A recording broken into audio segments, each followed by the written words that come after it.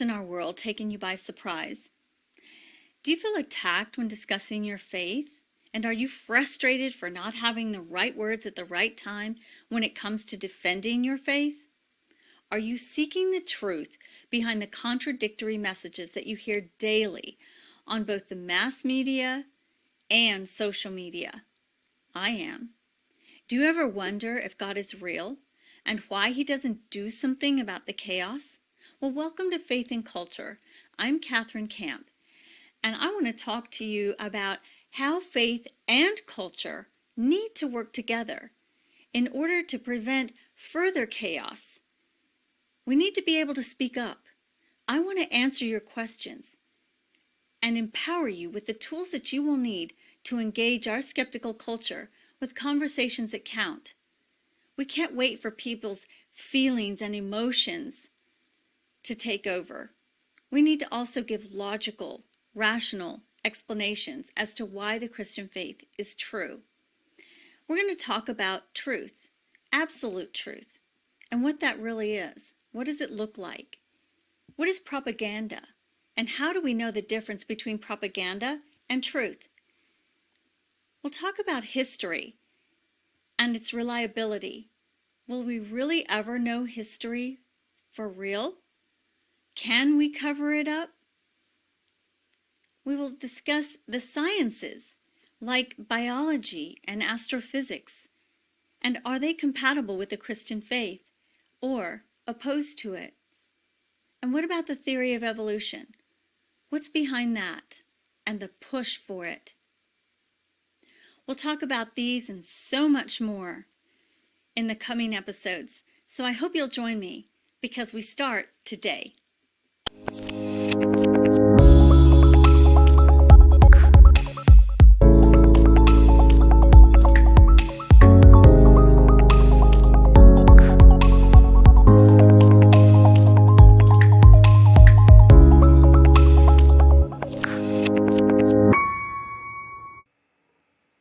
Hi, I'm Catherine Camp, founder and director of Living Into the Truth Ministries. Have you ever been silenced or found yourself speechless when confronted about your faith? Well, welcome to Faith and Culture, a series that explores how we think and why. Did you realize that less than 5% of professing Christians ever share their faith outside their Christian circles? Why do you think that is? Usually, because they are not even sure why they believe what they believe. And they're afraid of not having the right words or making someone angry because the Christian faith is so countercultural. I want to empower you to be able to engage in honest conversations that will count, conversations that will have an eternal perspective and an eternal impact, more than anything, on the skeptics in your life, no matter who they are or what they do. Do you realize that the church is always only one generation away from extinction in your family? With the rise of humanism and naturalism has come a defiant and aggressive push to keep Christian voices out of the public arena. And I might say it's been quite successful up to now. With the dumbing down of state-run schools and the manipulation of the true meaning of tolerance in independent schools has come the loss of critical thinking skills. We can change that. Join me as we explore how to think about what you really believe deep down and why you believe what you believe. Learn how to respectfully challenge others to think critically about what they believe and why they believe what they believe. Living Into the Truth, otherwise known as LIT, was founded when I came to realize the importance of the meaning of truth. I was incredibly naive when I assumed that everyone who professed to be Christian more or less believed the same things. This happened when I was confronted by a woman who was in a leadership position at an elite educational institution. She let me know that she found my belief in absolute truth was troubling. The realization, however, that her relativistic understanding of truth stood in opposition to the basic tenets of the Christian faith was incredibly troubling to me, especially since she was in a leadership position at a Christian school. Did I mention that before? It was a leadership position at a Christian school. The reality is that there is clearly a disconnect between many people's faith and their comprehension of truth. This leads to some serious issues, especially when it comes to faith.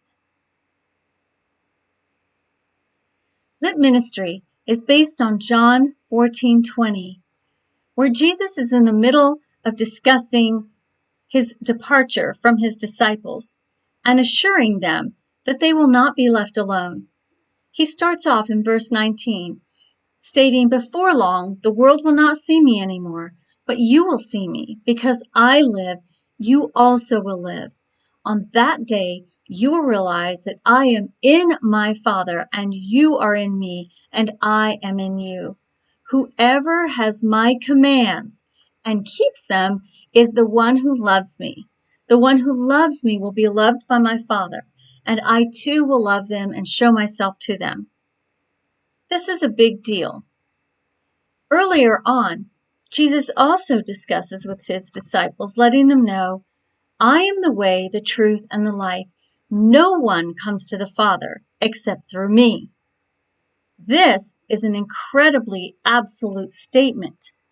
And you see, inevitably, Jesus must ultimately represent absolute truth for the Christian faith to make any sense at all. Well, this series is designed to tackle difficult topics like absolute truth and the implications that come with either accepting it or not accepting it, because either way, there are consequences for what we think, because we end up living out our lives based on our deep-held philosophical beliefs. So I thought it would be best to begin this series by building a foundation so that we understand each other. In other words, to build a basis of analogous language. This is the first step to true learning, defining the terms that we use. Because you will find, if you haven't already, people use terms that you're using, but they're using them in a completely different way. Our first topic is going to be on the nature of truth. So let's learn how to engage.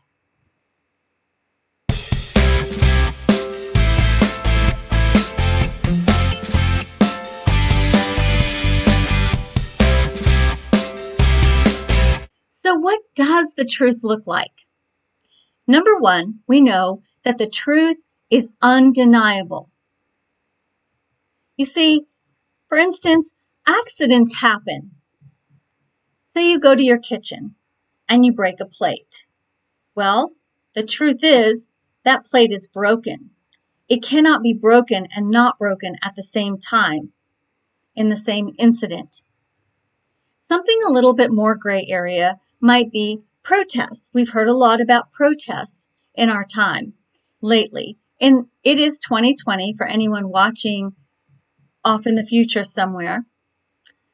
If you haven't heard or you're too young to remember this, in 2011, there was a mass protest going across the Middle East where young people were protesting for their freedom because they live in countries in the Middle East that really suppressed their freedom.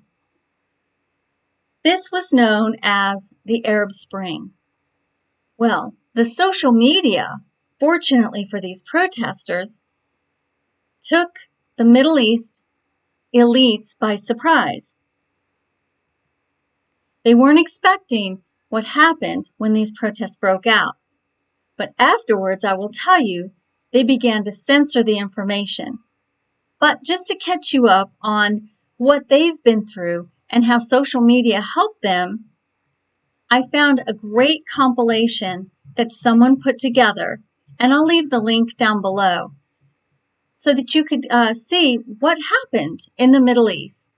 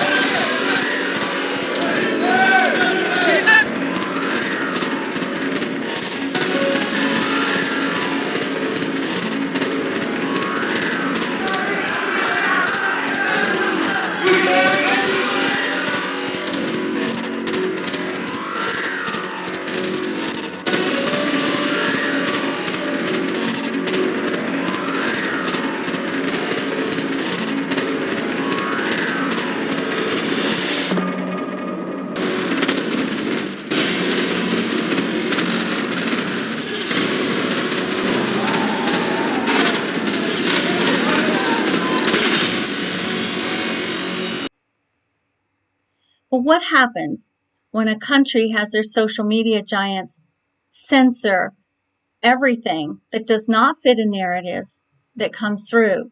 You have a culture that is in mass confusion as to what is true and what is not true. What is propaganda? What are we watching? Is this real or is it not real?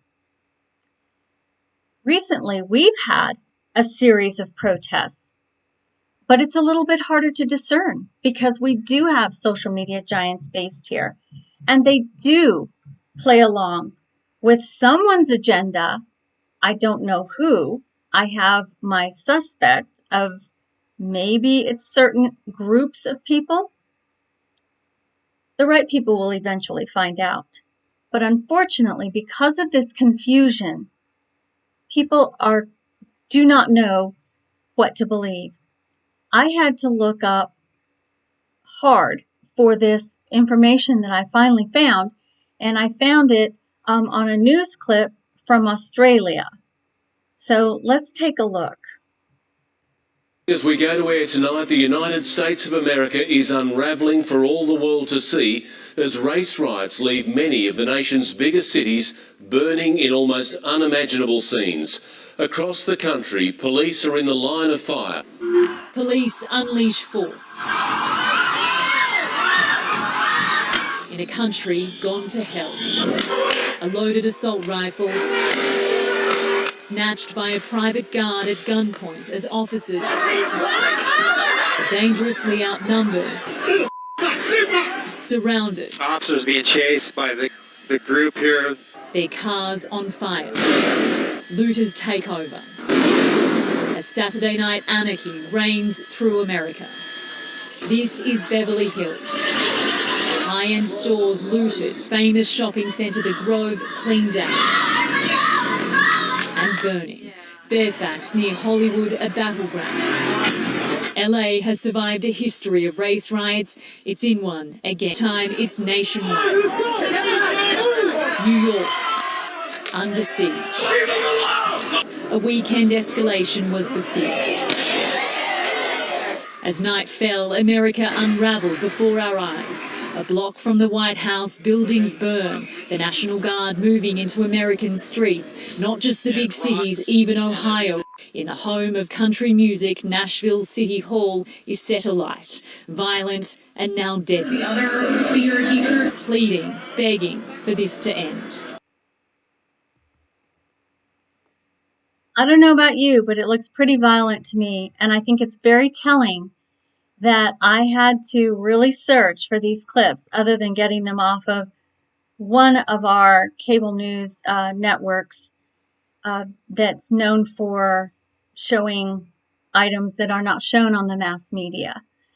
So inevitably, truth is undeniable. It should also, number 2, be backed up by facts. In our world today, unfortunately, we look back on historical figures like great thinkers and philosophers and see them as not as smart as we are. Frankly, I think they were smarter, and they had less of this fakeness going on and confusion.